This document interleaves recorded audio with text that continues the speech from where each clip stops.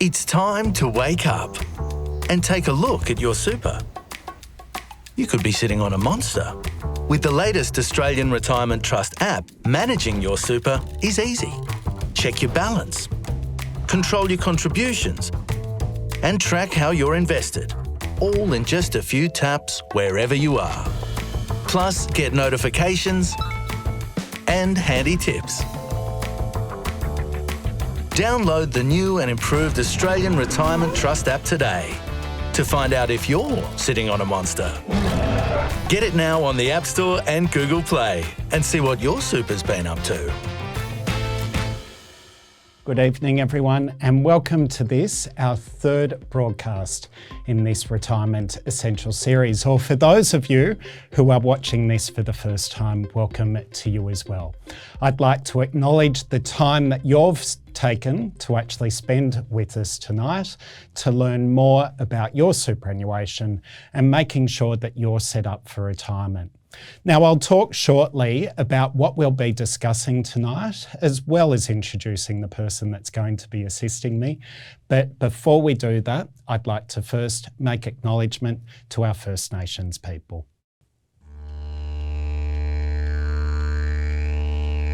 At Australian Retirement Trust, we're here for all Australians, today and every day throughout your working lives in retirement. We acknowledge that we work and live on the lands that have been cared for by Aboriginal and Torres Strait Islander people for over 65,000 years. At Australian Retirement Trust, our communities span far and wide, from Yanjin and Warren in the east to Burraloo in the west, to Naarm and Lutruwita in the south, and as far north as Zenith Cass. As we gather today, we acknowledge the traditional custodians of these lands and waters and their continuing connection to country and community. We pay our respects to elders past and present, and to all Aboriginal and Torres Strait Islander people. We recognise the diverse cultures, laws, and elders across Australia. We strive to listen and learn from this legacy to help create a better future for all generations, no matter where you are or where you're from.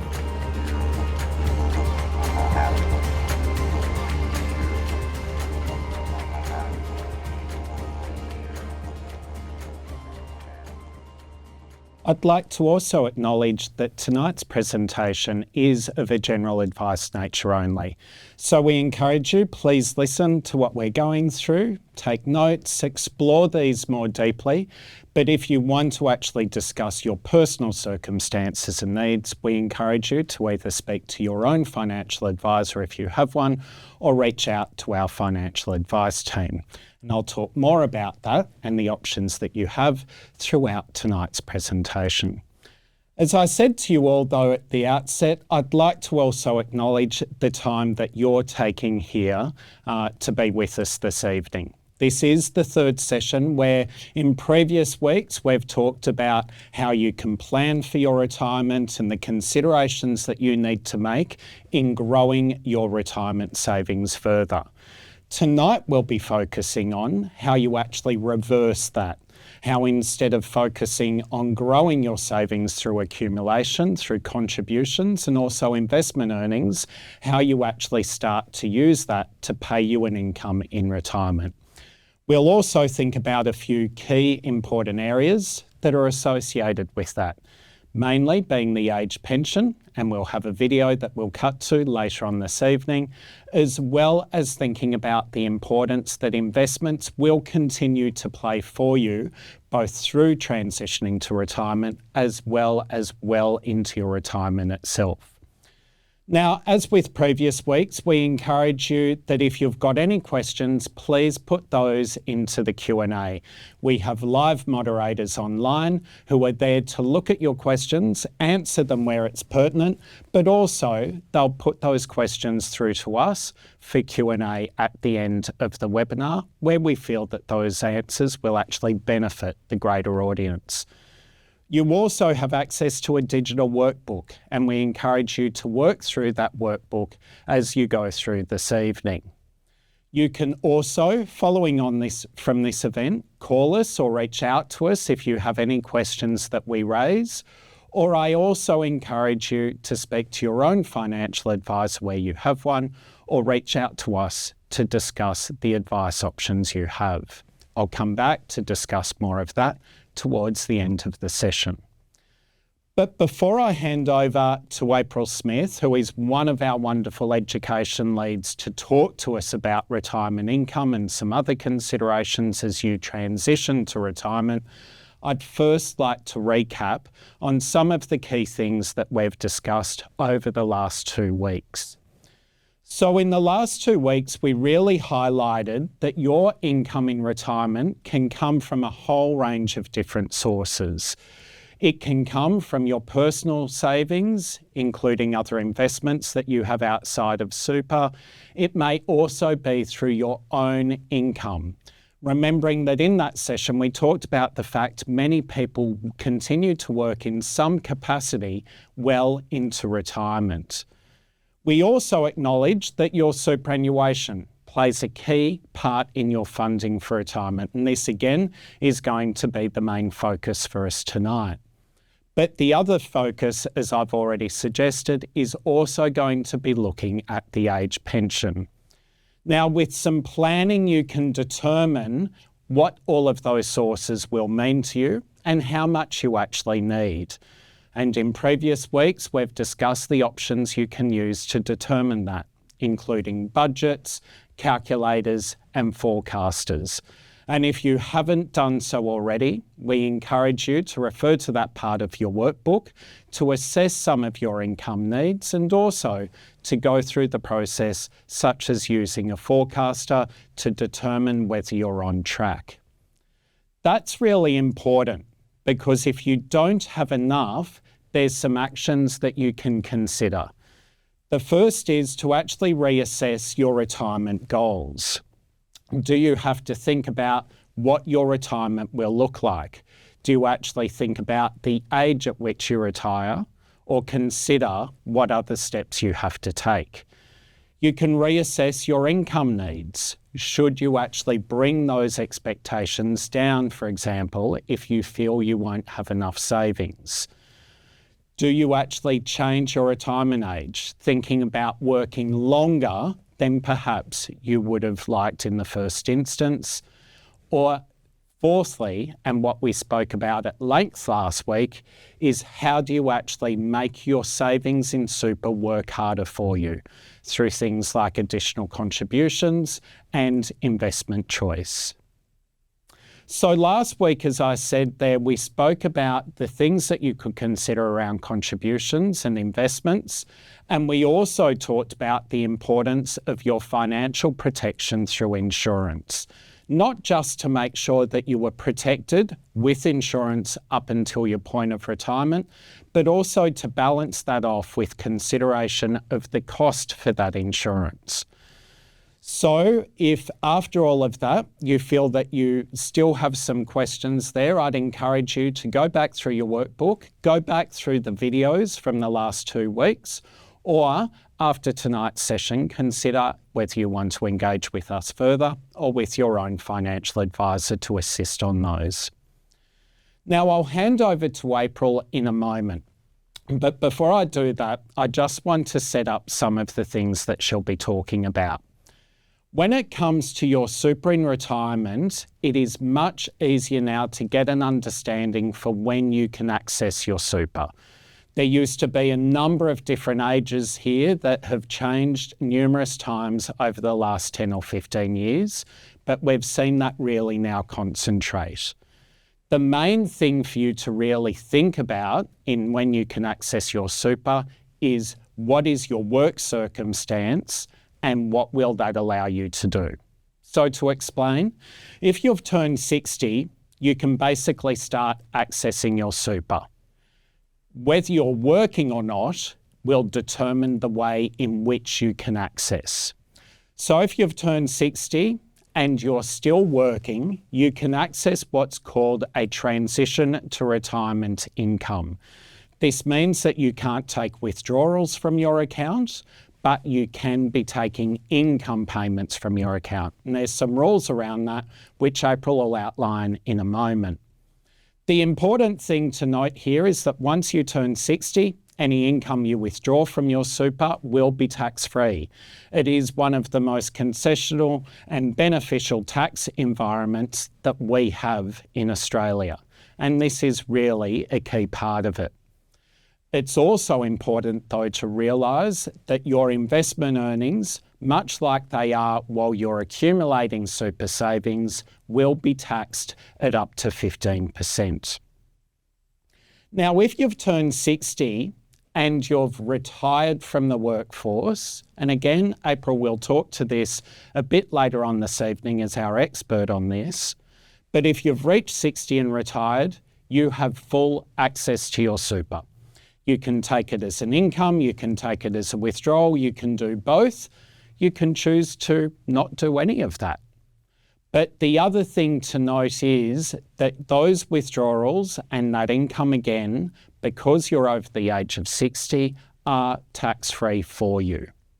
So two really important things happen at the age of 60. Firstly, that tax treatment changes, and secondly, the way in which you can access super really opens up. When you turn 65 and have your 65th birthday, for me that's only 12 and a half years away, but I'm not counting. But when you turn 65, you get full access to your super, no questions asked. We don't care whether you're working or retired. You get full access. And obviously, those withdrawals remain tax-free for you.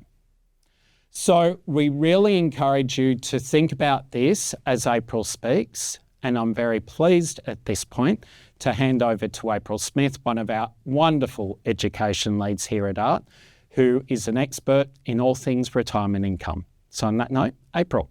Right now I'm going to talk to you about transition to retirement accounts.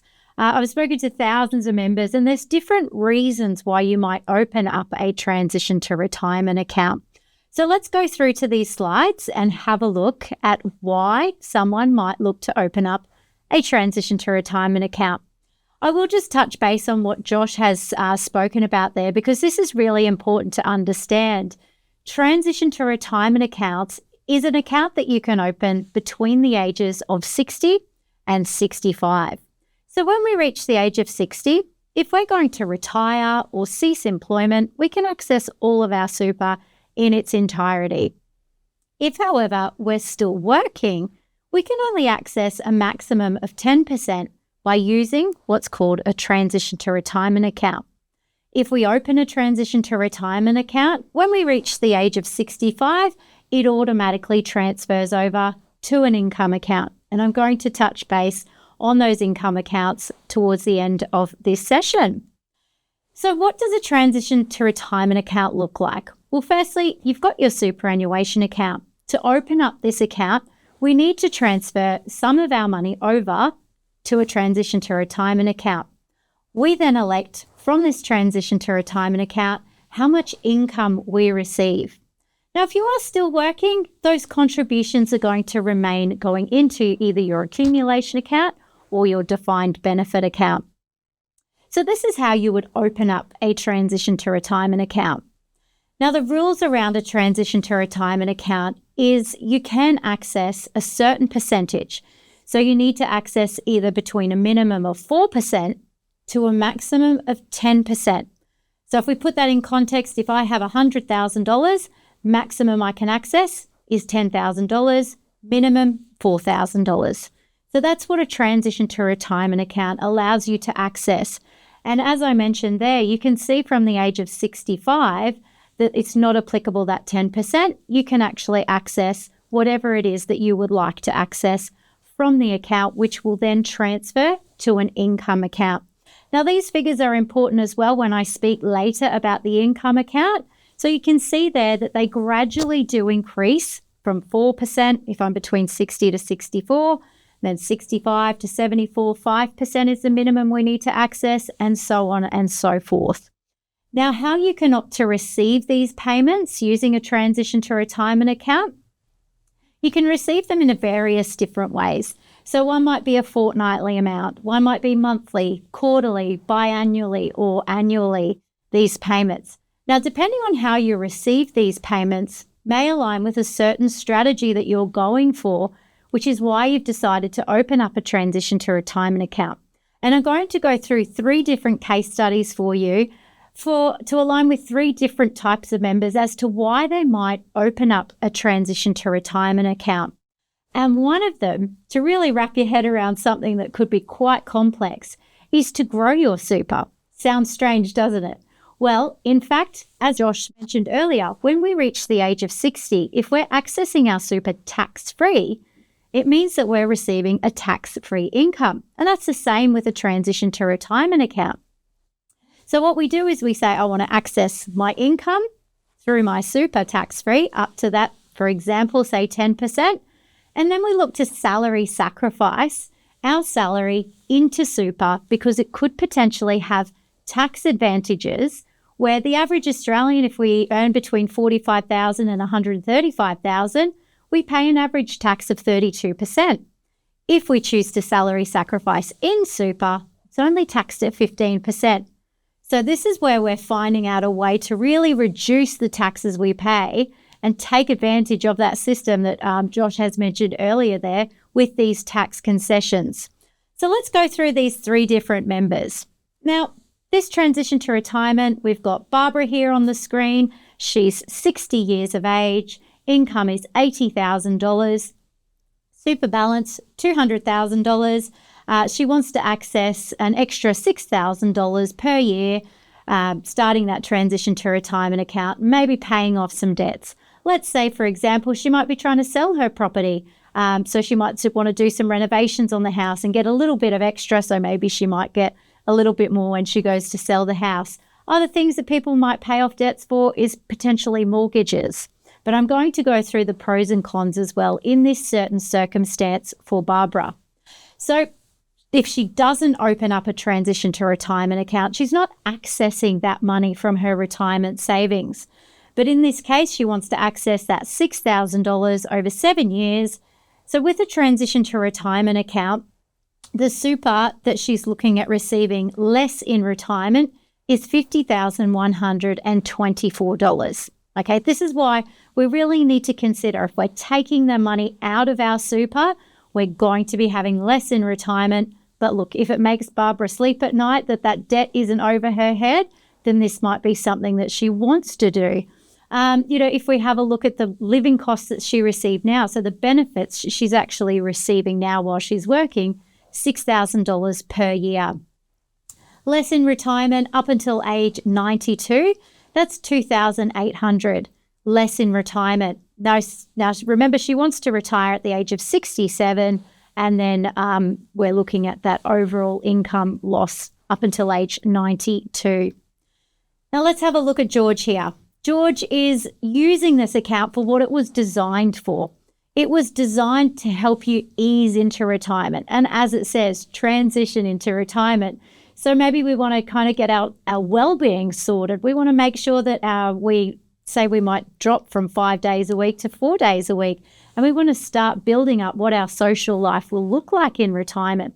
So let's have a look at George. We're going to look at the same kind of numbers. Age 60, $80,000 of income, super balance $200,000. But in his case study, we're dropping down from 5 days to 4 days. So he's not just taking off the Band-Aid and completely retiring, he's transitioning into retirement.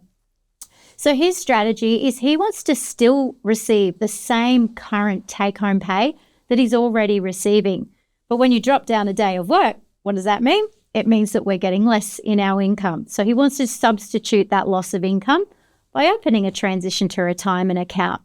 Now, yes, it does mean less in retirement because we are accessing our super beforehand, okay? But for George, he is able to start his retirement lifestyle and what that will look like for him, substituting that social life from what you may miss if you were employed.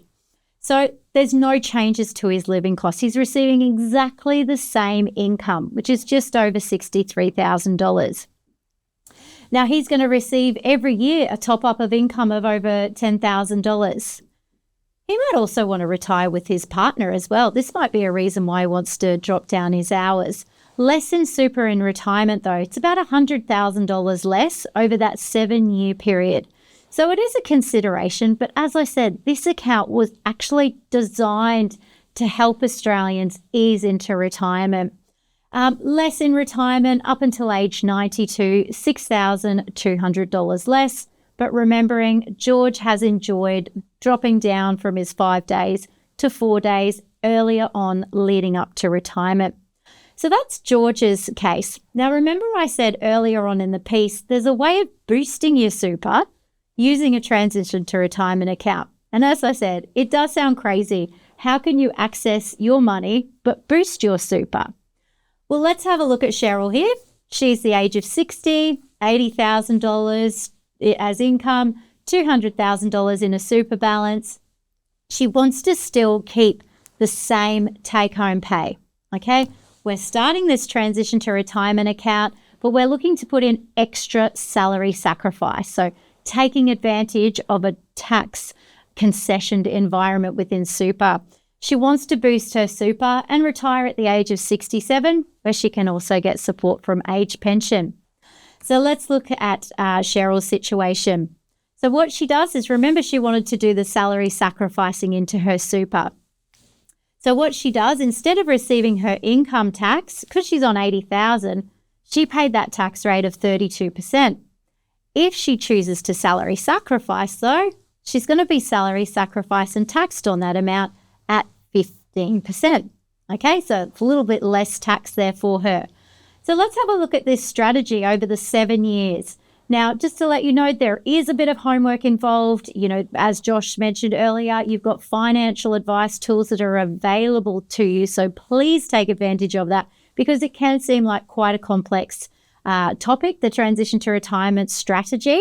But definitely have a look if you think this piques your interest, because having a look at Cheryl's situation here, there's no change in her income. She's still receiving exactly the same take-home pay.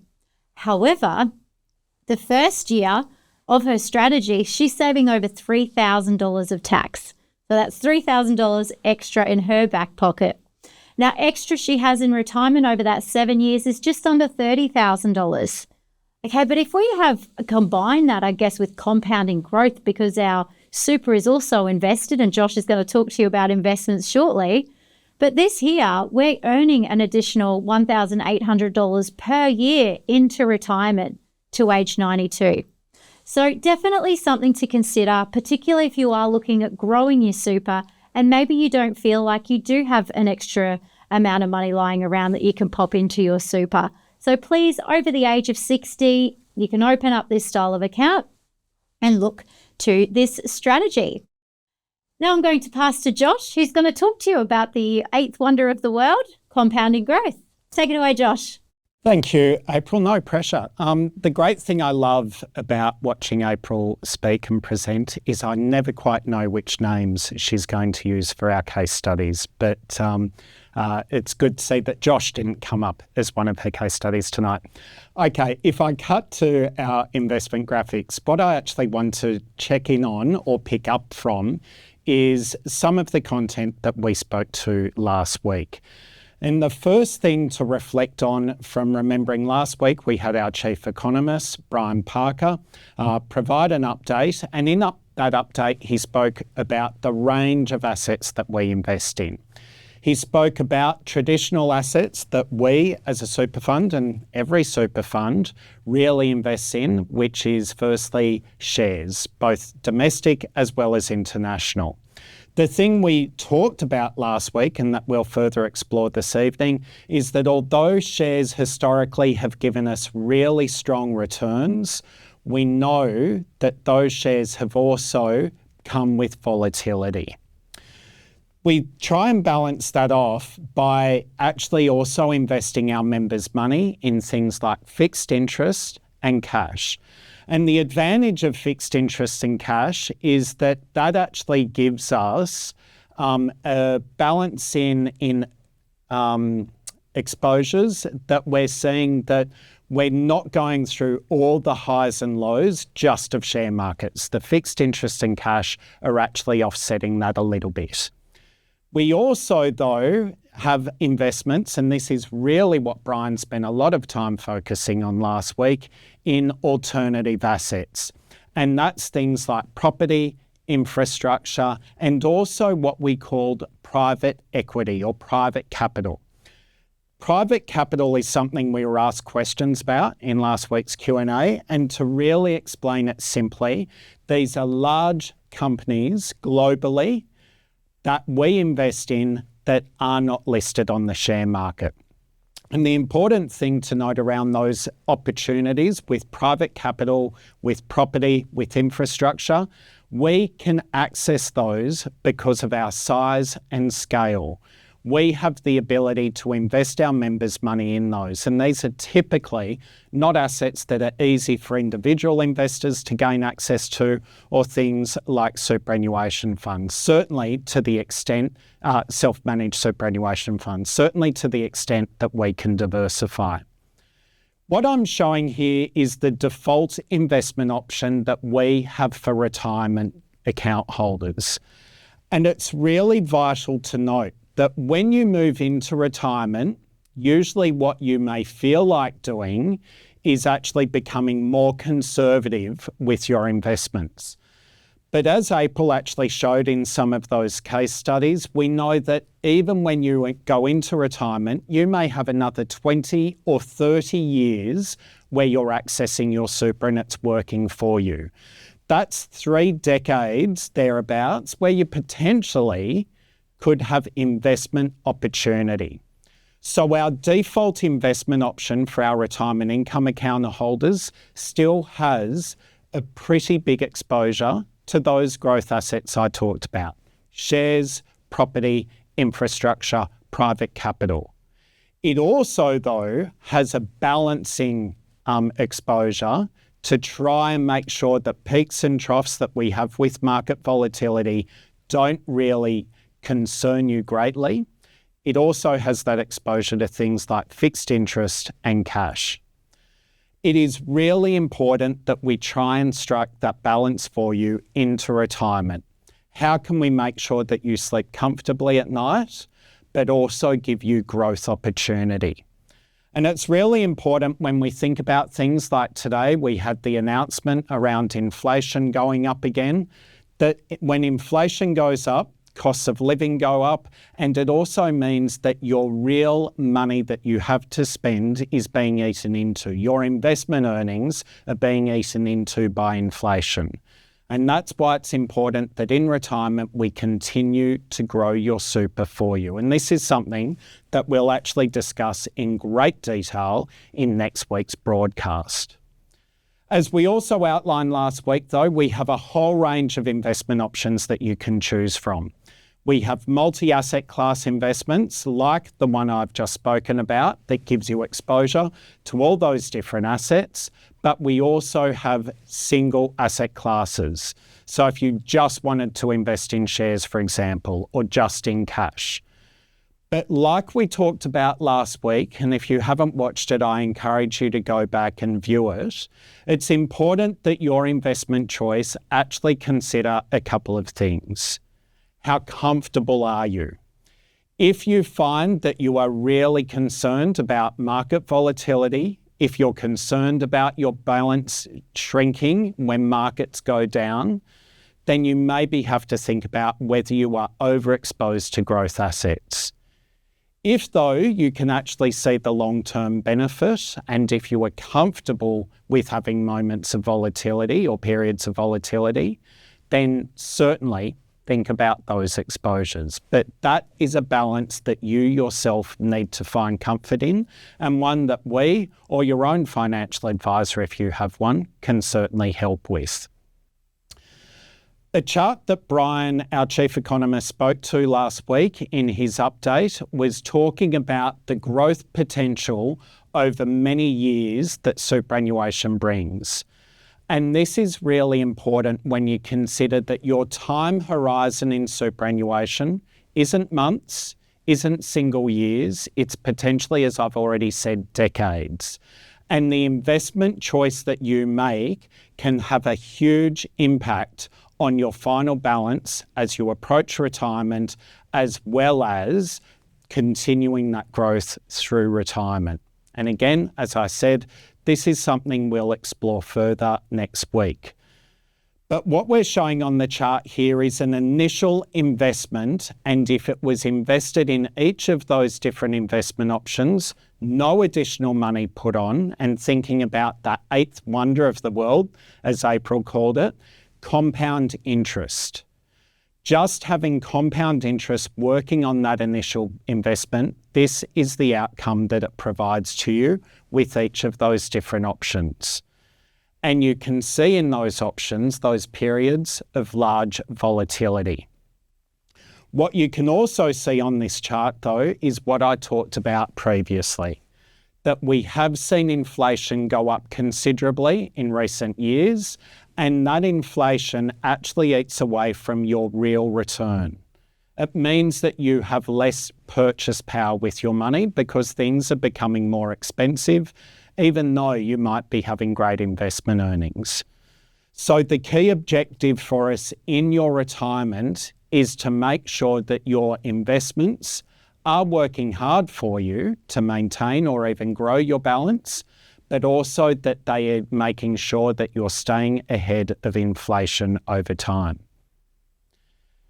Lastly, before we cut to a video that I'll introduce in a moment, I wanted to reflect again on some things that Brian observed in his update last week that I think are pertinent tonight. Brian reflected on the investment performance that we've achieved over the last decade, and he looked at that or observed that through the lens of what did we suggest 10 years ago that we would achieve for our members and what did we actually achieve. And so this chart shows that we actually outperformed on many of those expectations we set 10 years ago. And a lot of that outperformance came from the fact that investment markets were incredibly kind for us to be investing your money in. It was very difficult not to achieve strong performance for members, and we're very proud of the outcomes that flowed to you. Brian also reflected on that in the future, we are forecasting that although there will not be the growth that we have seen in the last decade, there will still be great opportunity for us to think about and consider and to invest our members' money in on your behalf and to talk to you about.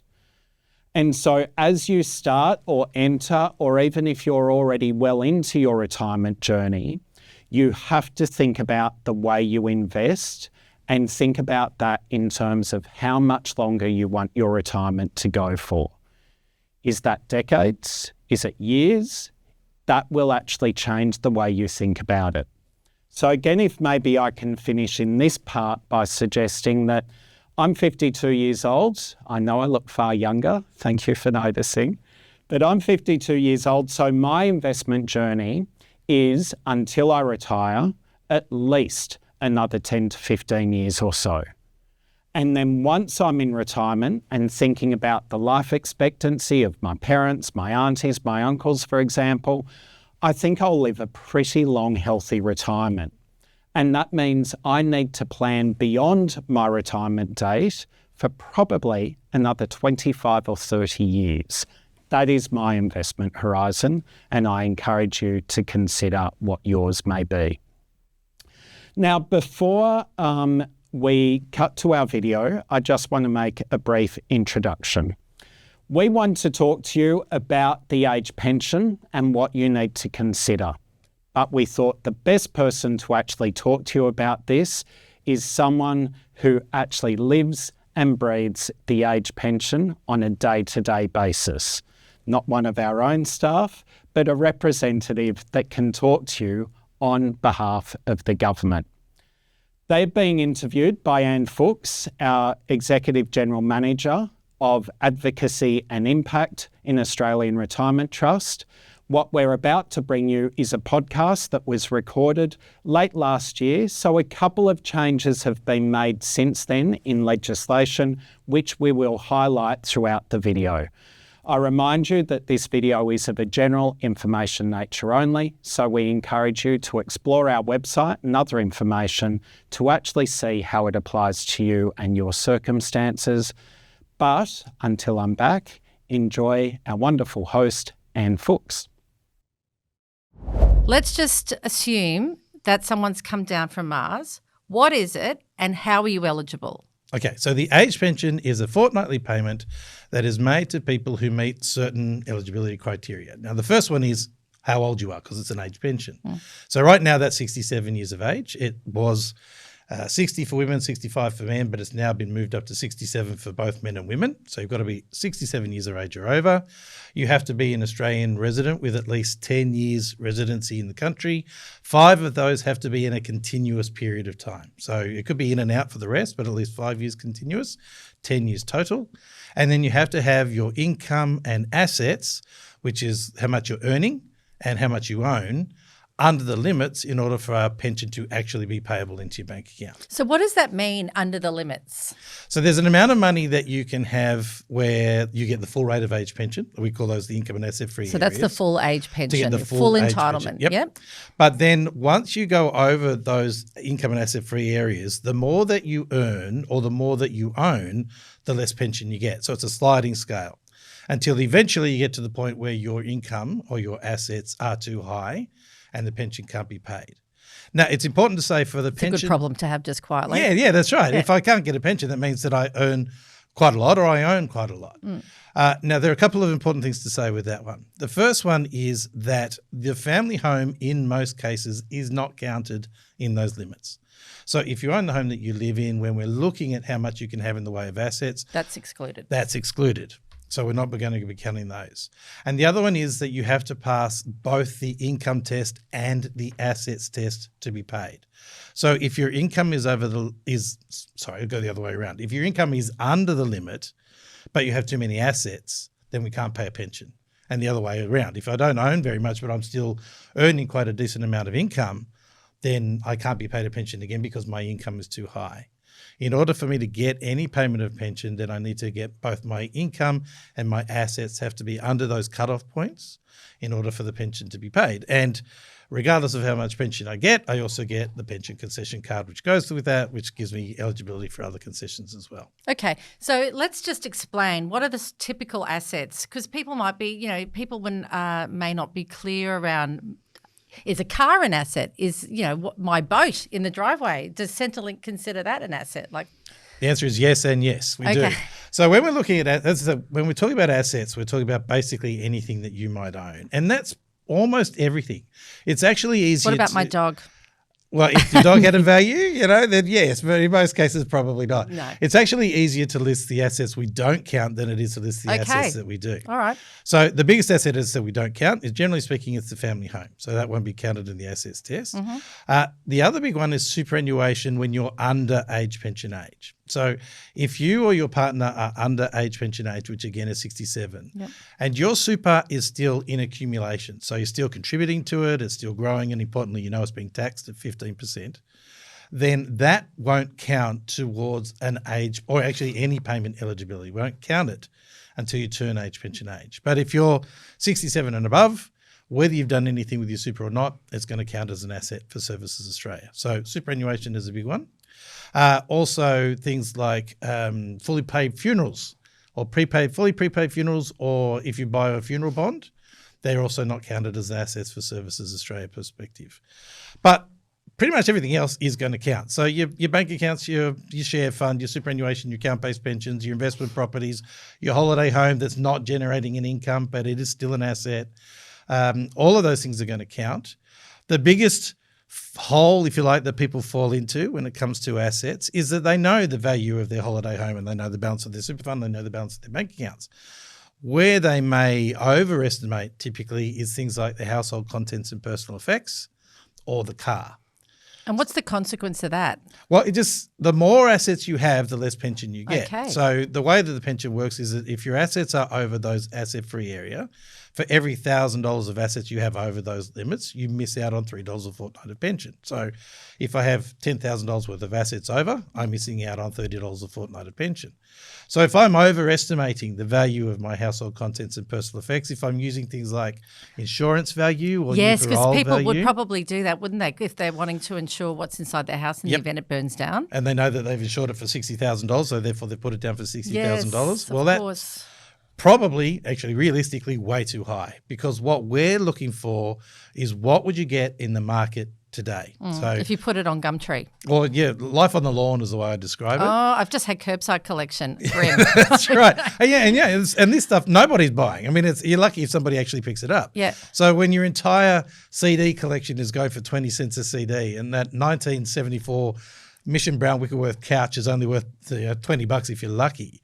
That's the sort of value that we're actually looking at for your household contents and personal effects. And so realistically, it's not going to be very much. But what happens though if I inherit something I inherit some property or some money from a family member, and does that count? New asset? Yes, it will You count. bet. So realistically, it depends on how much and what you're going to do with it. But yes, a new asset is going to actually have an impact on your eligibility.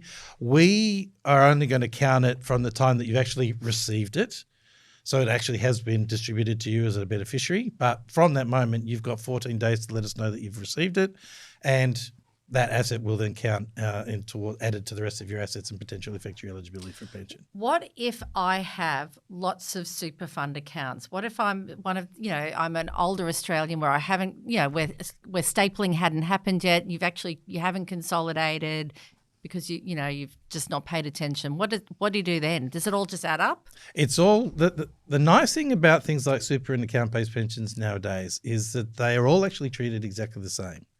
So from a Services Australia's perspective, apart from the added burden of having to get the paperwork for 7 different super funds instead of one super fund, but if the balance is the same, whether it was 100,000 in one fund or 100,000 divided over 7, it's still a $100,000 financial asset, which means it's a deemed financial asset, and we're going to treat that the same as we would $100,000 in an account-based pension, $100,000 in a share portfolio, or $100,000 in a bank account. So from our perspective, apart from, again, the extra reporting required because of the multiple funds, the effect on your pension itself is not going to make any difference how many you have, or even if you've moved it into an income stream or account-based pension in particular, or kept it in superannuation. Justin, we in the financial services world have a lot of jargon. Do you mind just explaining what the word deeming means? Sure. So deeming is the way that Services Australia assesses income from what we call financial assets, which is another jargon. So what's a financial asset? When we talk about financial assets, we're talking about your bank accounts, your shares, managed investments, super when you're over age pension age, most account-based pensions, loans that you may have made to other people, excess gifts over the $10,000 gifting limits. They're all what we call deemed financial assets. And deeming means that we actually treat them all exactly the same. So we don't ask you what your drawdown rate from your account-based pension is. We don't care if you're taking 5% or 7%. We don't ask you what the dividends from your share portfolio is or what the interest from your term deposit is. We have an interest rate that we determine or declare or deem that you're going to receive from those investments regardless of the actual income that you're getting from those investments. Now, that deeming rate was actually fixed. There's a lower threshold amount and an upper threshold amount. The lower threshold amount is 0.25%.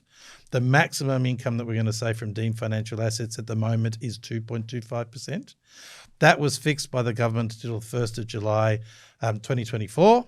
It's now been fixed again at that rate to stay until the 30th of June 2025. So it's going to stay at 0.25% and 2.25% until the end of this financial year. And that means that, again, regardless of your level of drawdown, regardless of the dividends, we're going to say that you're earning an income of a maximum of 2.25%. And then that helps calculate what you're actually entitled to in terms of your age pension. Yeah, so it's a fixed income source. So you know If I just put all of those things together and applied the 0.25% and the 2.25%, that is the source of assessable income. And it is worth pointing out, though people often worry about the deeming rates, the majority of customers actually aren't affected by deeming at all. It's irrelevant for them because they're either getting the full rate of age pension, so they're not income tested in the first place, or the pension that they're getting is because the assets are their own, so the income isn't having any impact. So whether you are or aren't receiving the deeming rate and its effect on your pension, Don't lose sleep over it. only affects those who are income tested. And so for the majority of people, don't worry about it. It's not actually doing anything to your rate at all. Okay, so now superannuation and the interplay in the relationship between superannuation and the age pension, which is kind of like bangers and mash in a way. It's a lovely combination. Where do we start with that?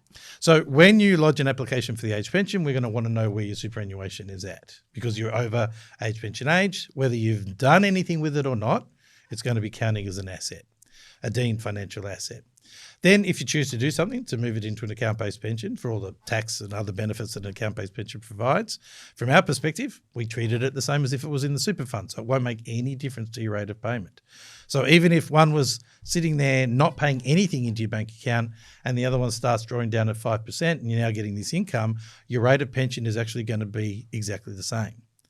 The difference is actually going to come down the track because with an account-based pension, you've got that required drawdown, and the required drawdown gets bigger and bigger as you get older and older, which means the likelihood that you're going to have to start eating into the capital is going to be more and more and more. As the capital starts getting eaten into, because theoretically you're spending it and enjoying it, your assets are going to start gradually going down. Therefore, your pension eligibility is going to start going up. Now, if you're on a pension already, we twice a year will update the balance of your account-based pensions to take that into account. So it's an automatic process for most funds. Self-managed super funds are a different story, but for most of the rest of the funds, it's an automatic process. And so you might notice around February or August that there's a bit of a change in your pension rate as your account-based pension balance changes. But apart from that, that's realistically how it works. The fact that you are now drawing down an income from it rather than having it sitting in super and accumulation will make no practical difference. It's a good to the rate thing. of It pension. means you're enjoying your life. Yeah, well, that's where super is designed to go. You can do all sorts of other things, but that's where super is meant to go. Okay, so before we wrap it up, what are some of the other cool things that Services Australia provides in terms of support, particularly for retirees? So the big one is if you're not eligible for a pension, there's a thing called the Commonwealth Seniors Health Card. So the Commonwealth Seniors Health Card is a health concession card. It's not assets tested, which is a really important part. It has an income test, which is a combination of adjusted taxable income plus deemed interest from your account-based pensions. Now, that is something that people who are over age pension age and meet the residency requirements can apply for. Now, with all of these, with the limits and everything, there's an awful lot of information that we haven't been able to give because there's a lot of numbers.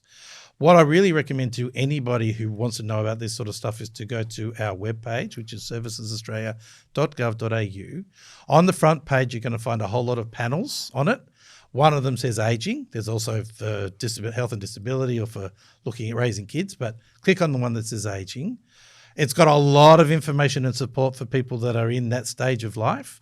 But also it goes through the limits, the income cutoff points, the asset cutoff points, goes through the limits and also talks about the Commonwealth Seniors Health Card and the income cutoff points for that one as well. So that's the best place that I recommend anyone needs to go if they want to find out today what the new cutoff points for the pension and the Commonwealth Seniors Health Card might be. I reckon we've done a pretty good job covering what is a massive subject and distilling it down. So this is kind of like the 101 of age pension. Justin, your passion for what is one of the great policy achievements, that safety net to protect us all in our older years, has been a joy to talk to you about. So thank you so much for making the effort to come along. Oh, it's been an absolute pleasure. Thank you so much for having me. Yeah, good. And so to our listeners and viewers, please, if this is something of interest, tell your family and friends, give us a top shelf rating on Spotify or wherever you download your podcasts, and we'll look forward to you joining us again soon.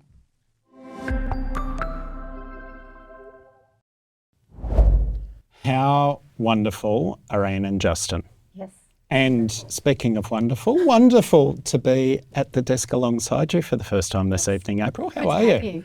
Yeah, you weren't getting too lonely here? No, but I feel a lot better now that you're with me. Thank you. You know how to say the right things.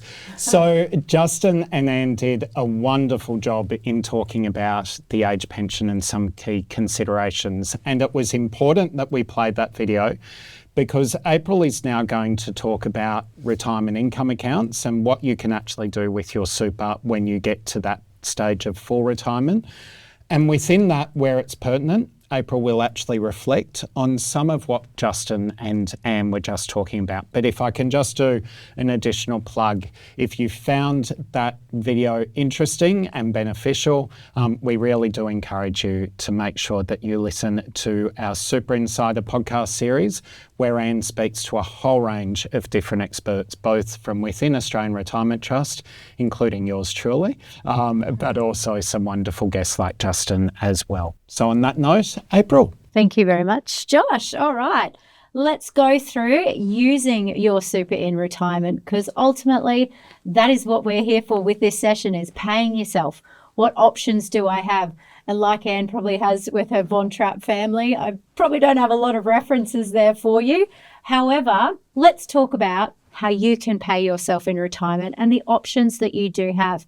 And as Josh said, I'm going to reflect on some of those things that Anne and Justin have spoken about, because it is pertinent to some of the types of accounts that you might have in retirement.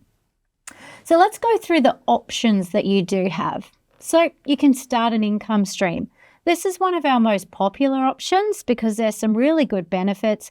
You know, we've just left our employment. We're used to receiving a regular income. We might want to have an income coming to us now from our superannuation, which is what super is designed for. We can withdraw lump sum amounts from our super account. We can also just leave it where it is. We don't have to access any of those funds from the accounts. So let's go through these 3 different styles of accounts and what we can actually do. Let's firstly focus on an accumulation account. Now, this is an account we can have in retirement. It's also an account that probably a lot of you are used to because it's been accumulating our money throughout our working life. Otherwise, you might also have a defined benefit account. Defined benefit accounts generally switch to accumulation accounts in retirement. Now, the benefits of an accumulation account and the considerations is what I'm going to go through shortly. But an accumulation account, if we leave it there, we've got that option to do so. We can focus on our savings, so we don't have to access these funds.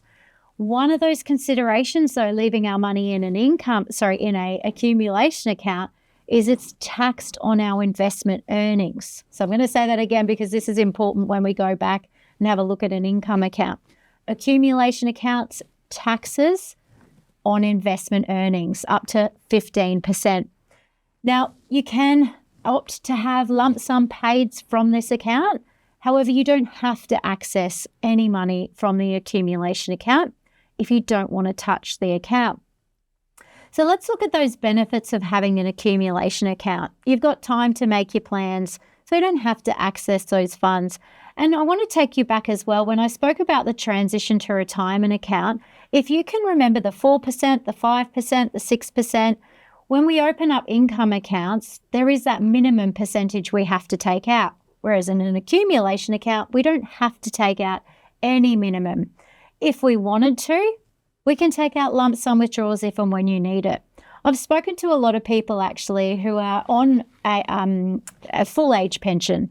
Okay, they're able to access a full age pension and they leave their money in an accumulation account. And then if the fridge breaks or if they need plumbing, repairs, or maybe they want to go on holidays, that's when they go through and take out lump sums from their accumulation account. If we're working in retirement as well, the accumulation account does need to be active to receive additional contributions.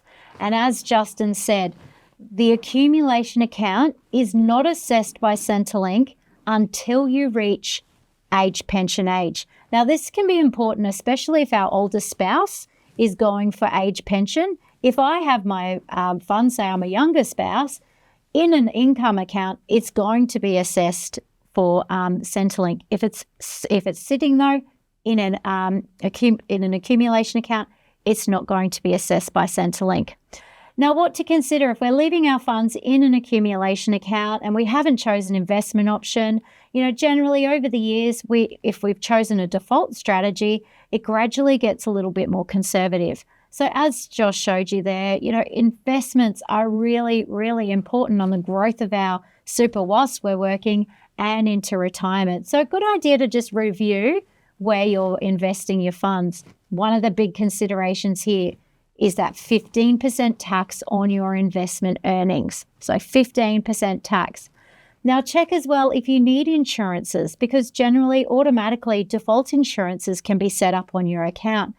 And when we're older, we're a lot more riskier when we come to medical costs or, being able to claim for things like total and permanent disablement. So the costs are going to be a lot more. So if we've forgotten to cancel those off the account, that's going to be a lot of money coming off our super. So something to consider there. Retirement income accounts. This is our most popular account. And I also just want to highlight, there's a little page there that you can see, P22. Josh mentioned right at the start that we have a workbook. Now that workbook is in the resources tab on the right-hand side. If you click to page 22, this is where it's going to talk to you about the retirement income account. Now, this is one of the most popular accounts. It's going to pay us a regular payment from our account. We can only transfer a minimum of $30,000. So we need a minimum of $30,000 to open it, up to a maximum of $2 million. So if we've got more than $2 million, we'd have to leave some of those funds in the accumulation account. We can opt, this is a flexible account. We can opt to be paid fortnightly, monthly, quarterly, half yearly, or yearly. Now let's look at these benefits in comparison to that accumulation account. So you can adjust your income to suit your needs. You don't have to. If I'm 65, if my minimum pension drawdown is 5%, I can access more than 5% if I want to. You can adjust it up and down to suit your needs as long as you access that minimum percentage requirement. You can also take out lump sum withdrawals. So our funds, we're receiving a regular income. It's sitting in a tax-free investment earning environment. We're taking out our income from our super over the age of 60 tax-free. And we can also take out lump sum withdrawals if and when we need it. So if we want to go to Barbados, baby, what we can do is we can go through and take out lump sum withdrawals. This is one of the biggest benefits as well, is there's tax-free investment earnings. So remember, if I compare it with the accumulation account, you're taxed up to 15%, whereas in an income account, there's no taxes paid on investment earnings.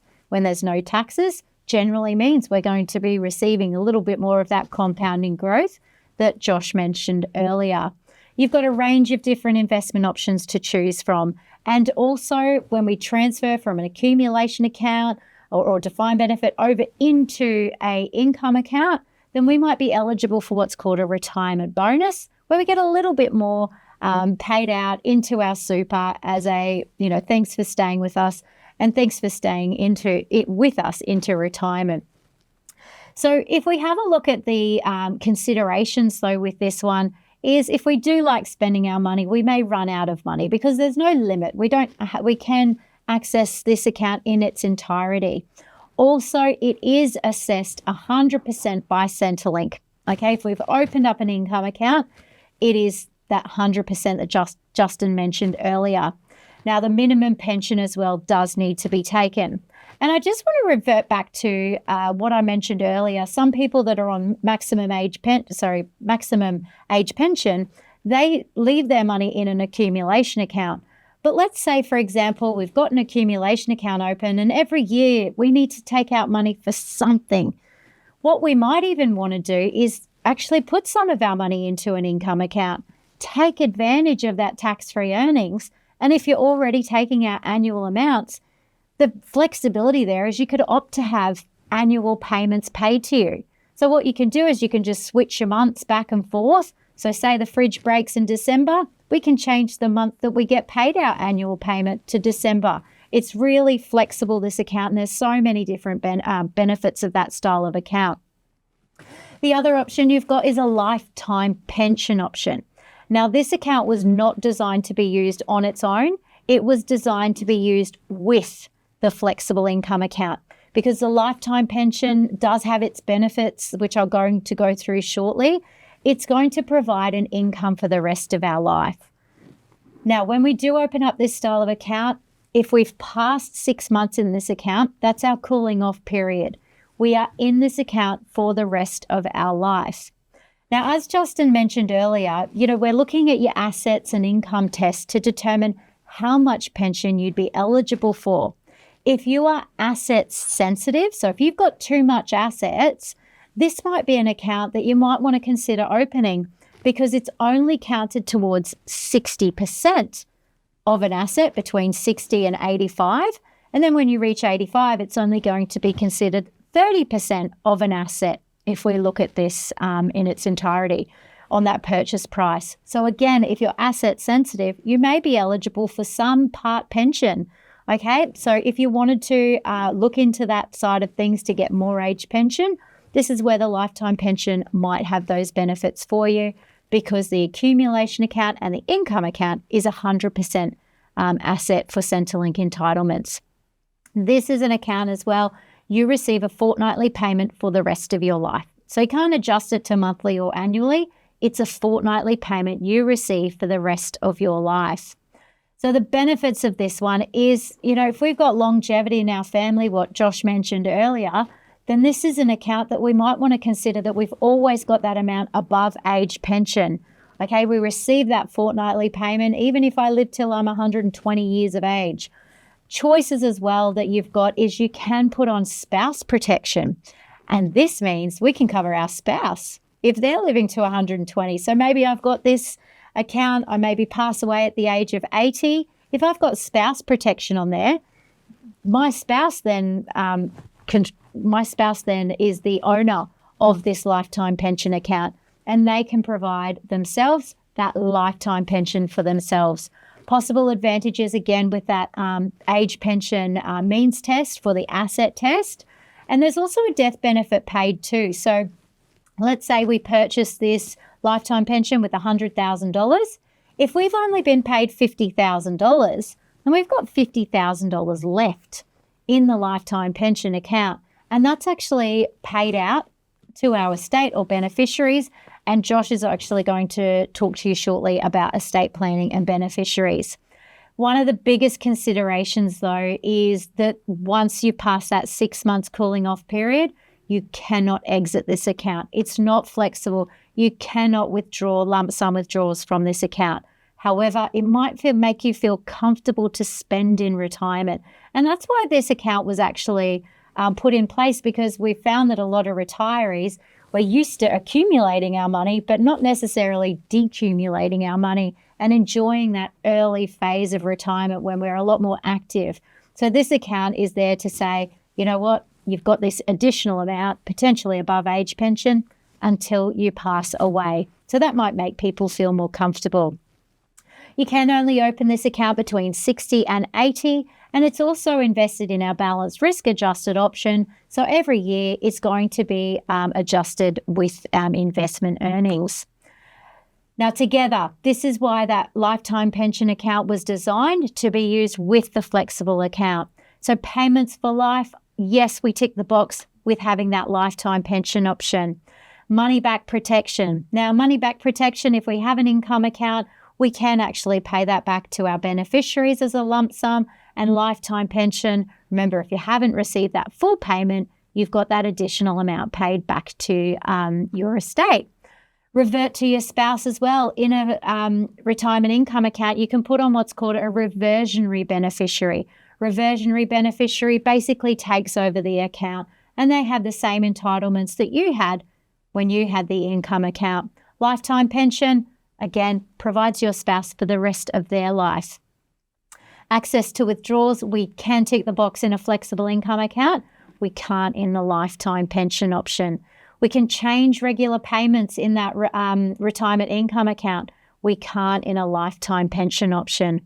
We can switch our investment strategies in the flexible income account. We can't in the lifetime pension. Together, these accounts, we can tick all those boxes. And I would highly recommend going to the calculators on the website to see if I say put 50% in a flexible income account, 50% in a lifetime pension, it's going to let you know what income you could receive from both. And that's actually where I would start. Those calculators are fantastic. Now, learning more, remember that page 20, if you've opened up your resources and you've gone to your workbooks, if you want to know more about the topics that I've discussed today, transition to retirement, income accounts, lifetime pensions, head over to that workbook and there will be more information and resources available to you. So let me pass you back now to Josh, who is going to talk to you about planning ahead, estate planning. Take it away. Thank you, April. Couple of things. You are going to live to 120? Maybe not. Okay. Guinness Book of World Records, I think, if you do. I just wanted to let you know we've had a lot of questions actually coming in while you've been presenting. So if you wouldn't mind having a look at the chat and getting your head across that. The other thing, though, is for all of you, if you do have any questions, please, now's really your opportunity to put those into the chat. Moderators will get those through to us because in about 10 minutes or so, we'll actually come to Q&A. The really important thing to note about that is April and I are both the most verbose members of the education team at ART. And dare I say, hopefully not jinxing ourselves, at the moment we're running ahead of schedule. Yeah. I'm very impressed. I didn't expect we'd do that. Okay. As April said, I want to actually talk around planning ahead. And what I mean by planning ahead, it's not a topic any of us really do want to think about, but it is thinking about what will happen with our superannuation as we approach both retirement, but when something happens to us that we don't reach retirement, we pass away. It is a really important part of retirement planning. And as I said, it's one that none of us really do consider or want to consider, but it's actually really vital that we spend the time doing it. Now, when I was here with Ruth last week, we did start talking about this, but I want to go into a bit more detail about it tonight, as well as give you some strategies or things that you can consider with some of the issues that I'm going to raise. But the first thing to recap on last week is it's important to know that with your super, including anything you have in a retirement income account, there are very specific people who you can nominate to receive those benefits, to receive that death benefit. As we outlined last week, that includes a spouse, including a de facto or a person of the same or different sex. It also includes any child of your descent, so a son or daughter, including an adopted son or daughter, regardless of their age, a person who is interdependent, which I'll come back to in a moment, as well as a financial dependent. Now, last week we actually explained that an interdependent is a person who you're not necessarily related to. They're not a spouse or a partner. It may be someone that you share a financial burden with or a financial outcome with, and someone who you also live with or rely on for care. So an interdependent, to give you an example, might be someone that is a flatmate. That would be an example of an interdependent. You have a joint payment or financial dependency on paying rent, you share groceries, you share just living together, cooking, cleaning, things like that. So that just explains to you what an interdependent is. Now, these are all the people that you can actually leave your superannuation benefits to in the event of your passing. If you don't have any of those, or in fact, if you do and you just want to make sure that all of your estate plans are considered fully, you can also have in place a will and you nominate your personal legal representative. Now, when it comes to a will, you are not restricted just to those people on the screen. When it comes to your will, you can also be nominating charities, you can be nominating grandchildren, you can be nominating whoever you wish. But when it comes to superannuation, only those people listed can you nominate. If you don't have them, then you will need a will. Okay? Now, that all sounds pretty straightforward to some extent, but where it starts to get complicated is there's actually some tax considerations here. Before I talk specifically about those tax considerations, I want to talk to you about what your account balance would look like in tax terms as you actually approach retirement. Now, your superannuation has a balance and you probably don't think too much about what has made up that balance. But over the life of your account, you would have had a tax-free portion accrue in that. And that tax-free portion is effectively any after-tax contributions you have made, any spouse contributions you have received. It is any downsizer from downsizing your family home that you have contributed to your super, and it is also any contribution that the government has made through a co-contribution. Basically, it means that these have all accrued in your account, and that in the event of your passing, whoever they're paid to, they're going to be tax-free. In fact, at any point you take a withdrawal from your super, those amounts will be tax-free. You're then going to have what's called a taxable component or a taxable portion. That taxable portion is actually the bulk of super for the vast majority of us. It is all those concessional contributions we have received, which includes any contribution paid from an employer. It is also all the investment earnings we have made on our super over its life. Now, we talked about these different types of contributions in last week's episode, and what we also reflected on last week is that at the point you get to retirement, pretty much the bulk of your account balance would have actually been accrued through investment earnings. Contributions started the accrual for you, but investment earnings actually makes up the bulk of what you end up retiring with. So that means that for the majority of us, the majority of our account balance will very likely be this taxable portion. Why that's important is April talked about earlier that when you get to the age of 60, anything that is withdrawn from your account that you receive in income or you take as a withdrawal, it is tax-free for you, regardless of whether it's in this taxable portion or tax-free portion. Anything you withdraw from your account as an income or as a withdrawal is tax-free for you. It isn't the case necessarily when it is paid out as a death benefit. And that's what I want to just cover off here. So when it comes to death benefits, I've outlined the people who can receive your superannuation in the event of your passing, but only these people will receive the benefit tax-free, regardless of what I've just shown you on the previous slide. If you have a spouse who receives your death benefit, regardless of whether they're a de facto of the same or different sex, that spouse will receive the benefit tax-free. If you have a child, that child will receive your death benefit tax-free if they are under the age of 18. If they are over the age of 18, there is going to be a tax consideration. If the person is an interdependent, as we've already outlined, or a financial dependent, then they will also receive the benefit tax-free. So the complication here for most people is that they may want their death benefits to go to an adult child, okay?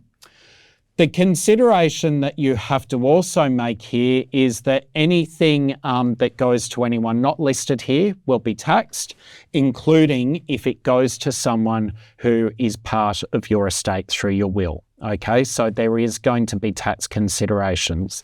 That tax-free part that I previously talked about will go to them tax-free, but that taxable part that I spoke about is what we're talking about here, attracting tax.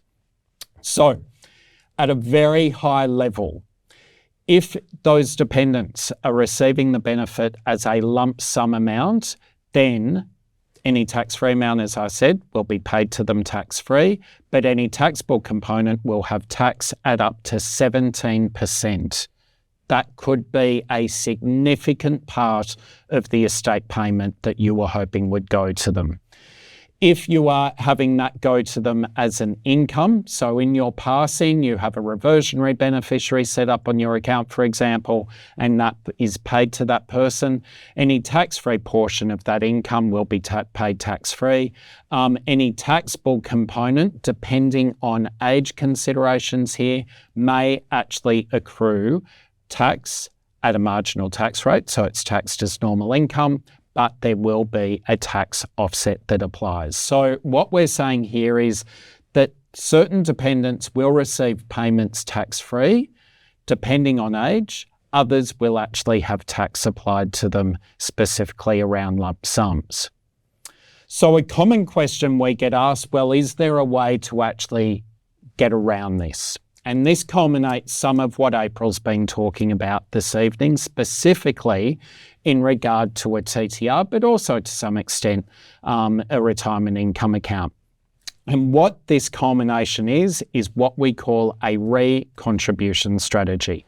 This is something that if you intend doing it, you absolutely should seek financial advice before you embark down this path. It is not something you want to get wrong. It is not something you want to miss an opportunity on, and it is also something you need to plan for.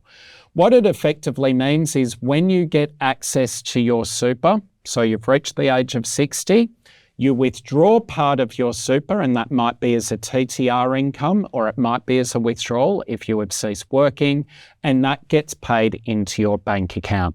You then put that into your super as a post-tax contribution. So it is possibly being paid out to you as a taxable part or taxable component. You are recontributing it post-tax, which means it will be tax-free when it goes back into your account. And so in that case, if it's paid to an adult child, for example, over the age of 18, they will no longer be taxed on it. You're basically changing the tax status. Last week, we talked about contribution limits you have to consider. If you're doing this with a TTR, there's also those withdrawal limits that you have to consider. The other thing is that you might decide not to contribute it to your account. You might decide that that money that's sitting in your bank account, you'll actually direct it to your spouse. Okay, again, there's limits that apply.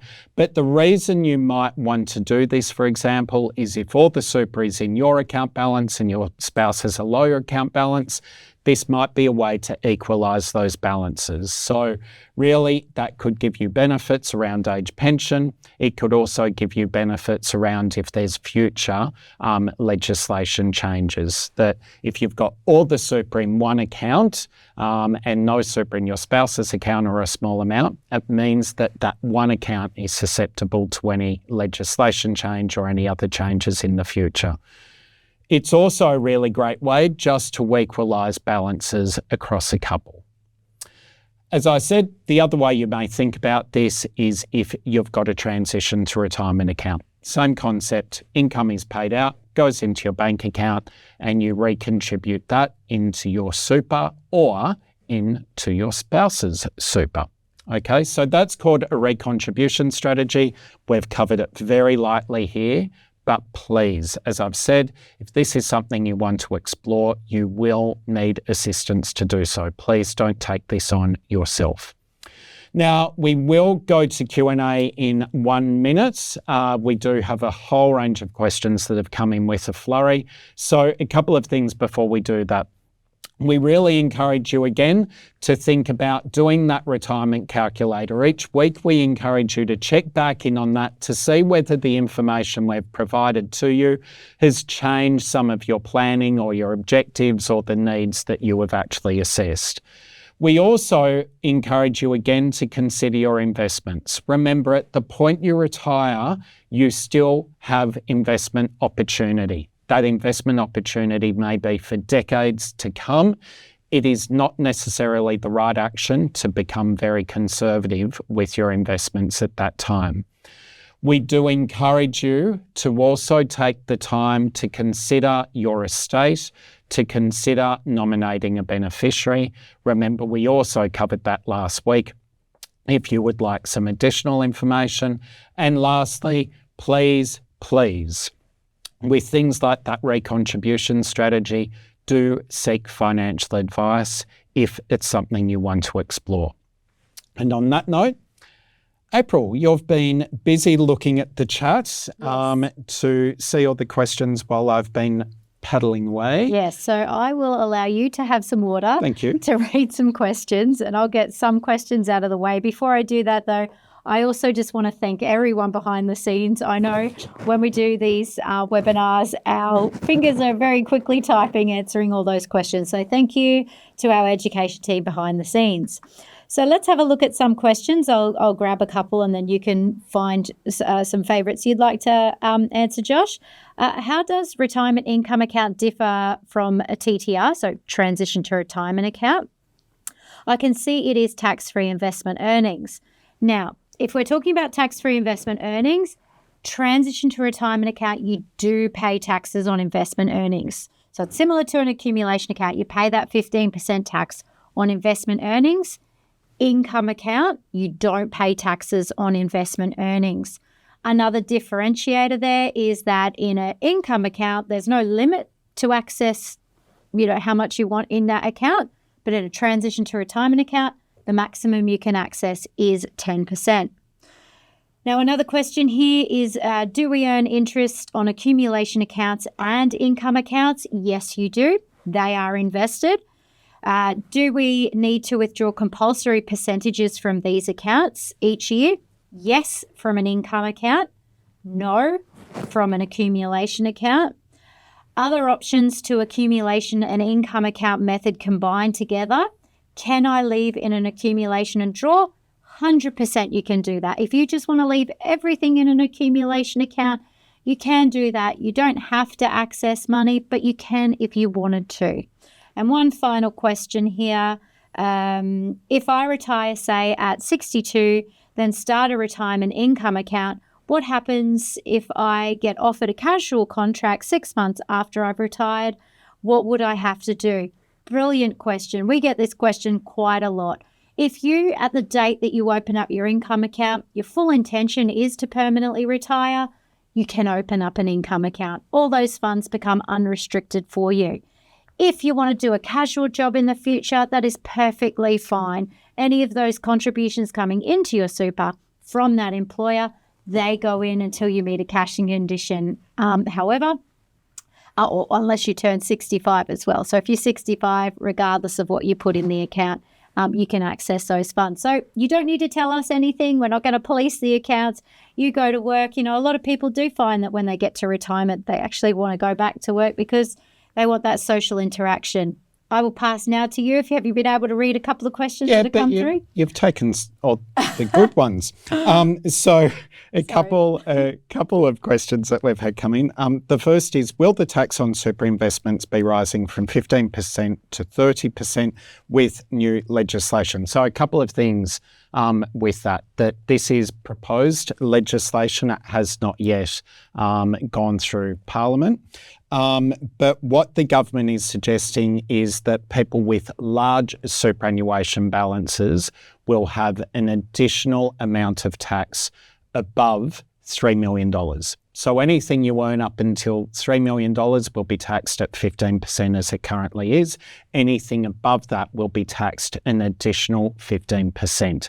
It's important to realise the government's made quite a number of changes to that legislation as a result of consultation and also with feedback that Treasury has received. But it should also be considered that it is going to affect a very small number of people. The other thing to just be aware of is for the bulk of us that aren't going to be affected by that. So if you don't have $3 million in your account, it's not something you need to consider. But also remember what April was talking to and what I'd spoken to, that one of the key advantages of having a retirement income account, certainly for those of us that have the 15% in investment interest, is that 15% basically becomes tax-free on your investment earnings. So when you're in a retirement income account, you're actually earning gross investment earnings. So I don't want to downplay that piece of legislation, but I think it's important we don't overstate who it's going to impact. It will impact only those people with a balance over $3 million. And I would also encourage you just to remember that hasn't yet passed government, and it might be something for us to just keep an eye on, and certainly Australian Retirement Trust will be informing our members more. There was, and I apologise if, April, you can give me a signal if you've covered this, but I can't multitask. So while I was looking at the chat, I couldn't hear what you were saying. I'm a typical male. So a question here around, is there any cost regarding changing your investments? You didn't cover that. Thank you.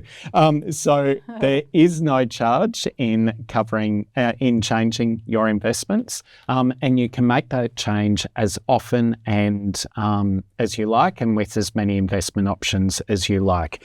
So you can make those investment changes on your mobile app or online, or by giving us a call. No change for doing so. Apes. Do you want me to take over? Yes, please. Question is it better to maintain my super in an accumulation account and accrue interest, or move to a pension and get regular income payments? Good question. Now, remember, both of those accounts are invested. Yep. So your accumulation account is invested. The difference really between the investments is your pension account, where you are drawing down an income, there's no taxes on investment earnings. Accumulation account, you do pay taxes on investment earnings. So that's really the difference there. They're both being invested, or actually all of the accounts that I mentioned earlier, lifetime pension, income account, accumulation account, they are all within an investment vehicle. Another question here is about a defined benefit account. What happens when I have a defined benefit account? Now, defined benefit accounts are more of a formula-based account. We've got lots and lots of different defined benefit accounts as well. So they all have different rules. So if I don't know your defined benefit arrangement, we can't really answer this one with a lot of clarity. So it's probably best that you maybe give us a call about your defined benefit account. But generally, when you do leave employment, your defined benefit account on most times would transfer to an accumulation account. And instead of being growing with formula-based, it's growing with investment earnings. Thank you, April. A question here about, which actually goes to the rub of a lot of what we've discussed tonight, which is, should I invest my super differently when I retire compared to when I'm still working? What I would suggest to you is, our wonderful chief economist, Brian Parker, refers to it as the sleep at night test. And if you're sleeping well at night with what's happening with investment markets, and as a result of that, what's happening with your super balance, then certainly it probably suggests that your investment and where you've got it is okay. If you're finding that you're not sleeping well at night, saying about market volatility, anxiety is actually a driving emotion as opposed to thinking about the growth potential that might come after volatility, then that's where I'd encourage you to speak to someone, either your own financial advisor or us. We'll talk about this more next week, actually in quite some detail next week. But what we don't want you to do is to react quickly. And what I mean is, we don't want you to not speak to anyone, to jump into your account and just move it all to cash, for example, especially if that's a significant change for you. We'd encourage you to actually just get some advice, get some guidance, speak to someone who isn't emotionally invested, excuse the pun, but speak to someone who can actually just talk through it with you and make sure that you're invested appropriately. So the reason why I say all that, should you invest differently when you retire compared to when you're saving or accumulating? Not necessarily. I actually would suggest that it's probably a good idea to stay the course, but maybe you slowly change the way you're investing leading into retirement and afterwards. What I don't think you should be doing is a sudden jolt, certainly not without speaking to someone first. April, we've got just a couple of minutes left. I might just answer this one question then here, and I'll do it as quick as I can. Can we contribute cash into the retirement income account? No, you cannot contribute money into an income account. You can to an accumulation account. So you can have both of those accounts open. If in retirement, you do have accumulation account open while working and a retirement income account, you can always close your income account down and open it with more money. Now, I'm going to leave it to you to sign off. And thank you. And there were probably 3 questions that came in that are quite meaty questions I didn't get a chance to respond to, but I promise I will put them on the agenda for next week's session. One was around self-managed superannuation funds and just some investment considerations there. We also had a question asking specifically about crypto and investing that, and also a question around commodities, which I'd say is perhaps with what we're seeing happening with the gold price at the moment. So I will promise to talk to you about all of those next week. But on that note, and there was a soft plug for next week's session as well. Next week, I'm going to be joined by another wonderful member of our education team, Rhonda. And next week's session is for us to bring it all home. So really looking forward to it. Thank you again for investing your time in tonight's broadcast. We really value you being with us, and we hope it has been beneficial. Look forward to and hope to see you next week. Take care, and thank you, April. Thanks, Josh. Thank you. Hey, Sue! Bev, you're sitting on a monster. Literally and figuratively. It's my superannuation from Australian Retirement Trust. Australian Retirement Trust. Right. Big, isn't it? Comes with an app. I gotta get me one of those. One day, I'll unleash it on the world, maybe even Barbados. Barbados, baby! Awaken your super with Australian Retirement Trust.